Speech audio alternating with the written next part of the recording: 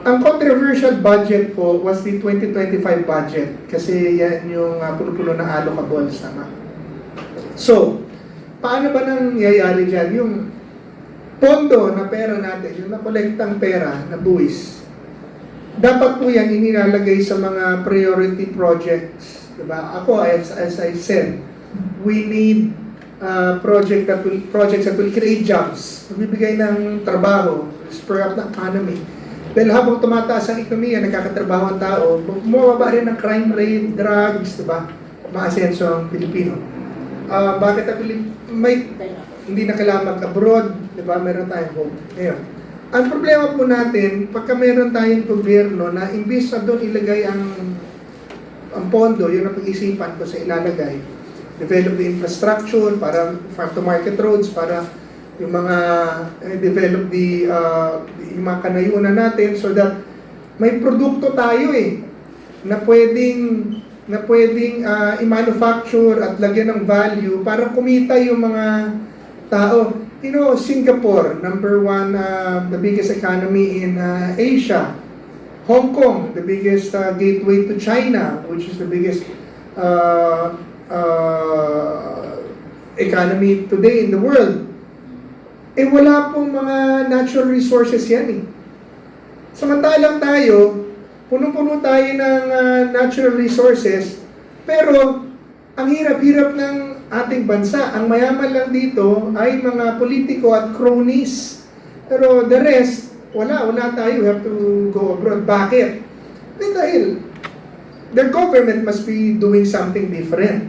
Ibig sabihin, yung pondo na nakukolekta, inilalagay sa mga proyekto na mag-create ng trabaho at ekonomiya. Gaya ng sinabi ko po sa inyo, yung 1.2 trillion pesos noon na winaldas lang sa allocables, napunta sa mga flood control sa kanilang mga ayuda, could have already generated jobs that would have erased the 2.2 million pesos, 2.2 million jobless Filipinos na recorded. Ang dami na na-produce in just 1 year na pondo. Okay.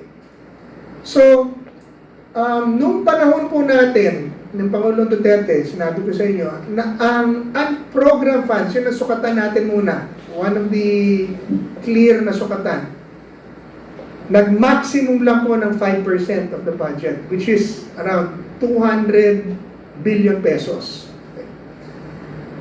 In 6 years, umabot tayo ng 800 billion pesos ng program funds. Yun sa panahon nila ngayon, in only 3 years, 1.2 trillion ang napunta po sa programs. Ito yung mga kinorap. So ngayon, i-breakdown naman po natin saan napunta yung mga allocables na yun ng DPWH. Dahil imbes na mapunta dun sa mga programa sana na magbibigay ng trabaho, ekonomiya sa ating bansa, napunta po ito sa mga distrito ng congressman at sa mga congressman na malalakas sa kanila. At imbes na ipanggawa ng trabaho, ipinamigay po ito para pambili ng boto. Ibig sabihin, yung kinabukasan natin, pinambili ng boto. Hindi lang sa eleksyon, pero within their term. So, paano prioritize? Sige, next slide po. So, this is a 2025 DPWH breakdown. Ang total po from Luzon to Mindanao is 1.1 trillion pesos allocables. Ito pong aking mga file ay nanggaling po sa Malacanang document. Okay. Binigay sa akin ng mga tao ko, nagsisimpatya pa sa bayan. Ito din po yung Cabral files ni Lian Leviste. Okay. Nung makita ko po ito, tapos inilabas ni Lian yung kanya. Inilabas ko kasi ito muna sa akin, nung interview ako sa bilyonaryo, inilabas ko po yan.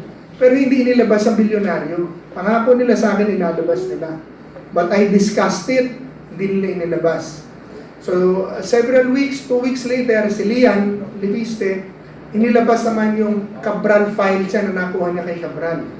Nung lumabas po yun, pinag-aaralan namin, sabi sa akin ng mga tao ko, boss, yan din yung hawak natin. Tingnan mo, parehong-pareho. So, yung tingnan ko, parehas nga. So, yung kanya, Cabral, yung sa akin, Malacanang. Okay, pareho. Ibig sabihin, nagko-corroborate yung aming... Okay. Na hindi naman kami nag-uusap ni Lian. Okay. So, ibig sabihin, totoo yan. Na dokumento yan, hindi yan inimbento ni Lian, hindi ko rin yan inimbento. Pati po figures, pareho-pareho. So, ngayon, yung nakita niyo ilabas ni Lian, sobrang dami yung daling gano'n. Ginawa ko para ma-appreciate natin, break down ko na, sinamarize ko na, para makita natin kung saan ba napunta yung ating mga pera. Hindi niya na inilagay sa mga magbibigay ng trabaho sa amin, nilagay niyo pa para lamang yung pamigay ninyo sa mga botante ninyo at pambili nyo ng sports car sa mga bahay nyo at pambiyahin nyo. Okay. So total, 1.153 trillion pesos. Luzon, 55%. Visayas, Mindanao, 22% each. Tanong, allocables yan para yan sa mga infrastructure sana. Dito lang sa Metro Manila, ano pa ba kalsada ang kailangan mong gawin dito? Wala na eh. Kaya nga yung ayos, sinisira na para lang magkaroon ng proyekto. Pero doon sa Visayas, sa Mindanao, doon marami kailangan ng kalsada. And yet, mahigit kalahati ng pondo natin, inilagay sa Luzon. Dapat magreklamo ang mga Bisaya at ang mga taga Mindanao. Bakit? Sila nangangailangan na dito sa Luzon ng pera. Tama? Kaya yung mga Visayas Mindanao, nagpupuntahan ng Maynila, nakikipagsapalaran, at kahit katititing ang sweldo, kinukuha kahit nagkikitata ang buhay sa squatter, kasi nga wala namang opportunity na maibigay sa Visayas at Mindanao. Dahil nga ang pera, lahat nandito. Paano lahat ng congressman nandito, lahat ng senador, presidente nandito? Problema natin yan. Ngayon, kita-kita mo yan. Kaya kung kayo ay Bisaya, taga Visayas, or Bisaya, Ilonggo, taga Leyte, or taga Samar, or mga Bisaya, or taga Mindanao, or Muslim, tanungin niyo yan. Tanungin natin sa gobyerno at sa mga congressman ninyo, bakit kayo pumapayag na mas malaki ang binibigay sa Luzon, pare-parehas naman tayong Pilipino. Ibig sabihin, dapat at least man lang, pantay-pantay yan. 30% tayo. Bakit napunta rito? Ibig sabihin, hindi yan para sa pangangailangan ng bayan, para sa kagustuhan niya ng mga politiko at congressman. Yung sila may hawak, dahil doon may komisyon. Tama? Allocables po yan. Yan po yung ghost project. At yan po yung kinukomisyonan at ginagawang standard, substandard. Saka halos lahat, ginawa na ng private dahil yung NS Outreach, talagang tapos meron pang Tama po yan, tama po yan. Iba pa po yan. Ito, allocables pa lang ito sa congressman. Yung sa'yo, flagship project pa yan. Sir, dagdag ko lang po sir. Yung, di ba sir, may freedom of information tayo. In what way po na itong mga congressman na to na may mga allocable budget, pwede ba natin yung mabusisi gamit ang freedom of information? Pwede po. Ang problema kung ibibigay o hindi. Dapat nga, salin, Dapat public eh. nakalabas, Yan public nga po ang yun, sir. problema natin. Pero sa batas, pwede po yun, hingin natin. Oo po. Tuloy po natin next. Winner nila ngayon, sir. Win-win. Ito nga para lang sa Kaling Alman. Ayan po ang biyak niyan pag nakita nyo.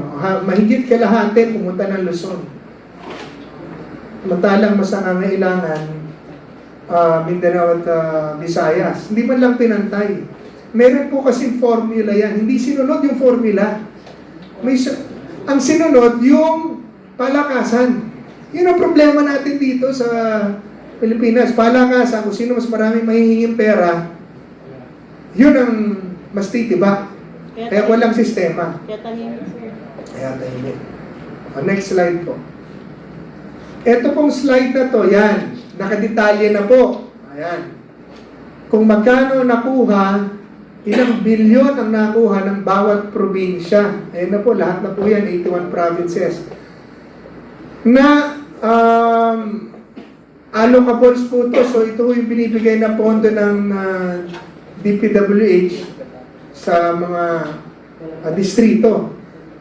Yan yung dating 70 million lang per congressman. Ngayon, makikita nyo, unang-una pa lang, 4 billion na. Pag malakas ka, 13 billion. Pag malakas ka, mas malaki pa.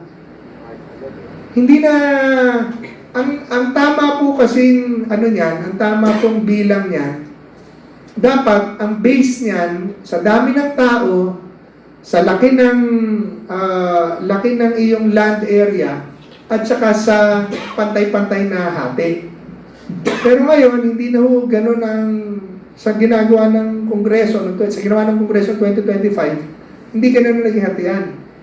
Mas malaki isa dahil siguro mas malakas siya. I don't know.